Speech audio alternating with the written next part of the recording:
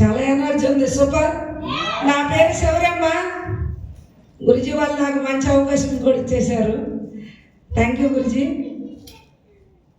నా అచీవ్మెంట్ అంటే ఒక ఏలుముద్ర. నేను ఏలుముద్రకి ఏమైనా అచీవ్మెంట్లు ఉంటాయా?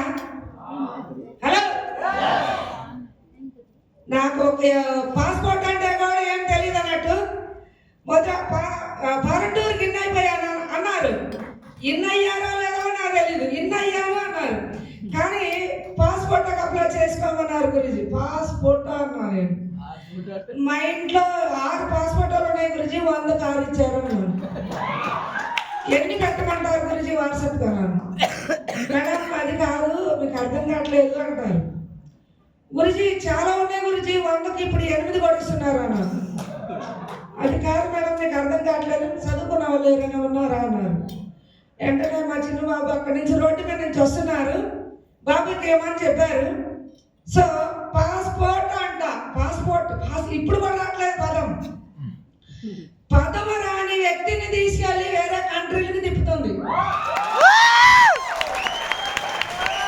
చూడండి, ఎంత చదువుకున్న వ్యక్తులు కూడా రోడ్డు మీద బికారుగా తిరుగుతున్నారు. నాకు అన్నీ తెలుసురా బాయ్. ఇప్పుడు కూడా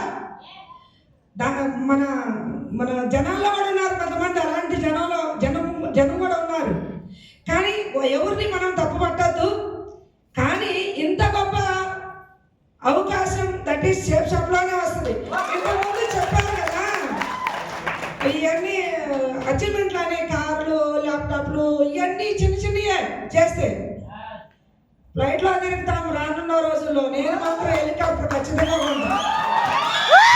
హెలికాప్టర్ కొని దాంట్లో జర్నీ చేసిన తర్వాత నేను వస్తాను. అప్పటిదాకా చాలా థ్యాంక్ యూ గురుజీ.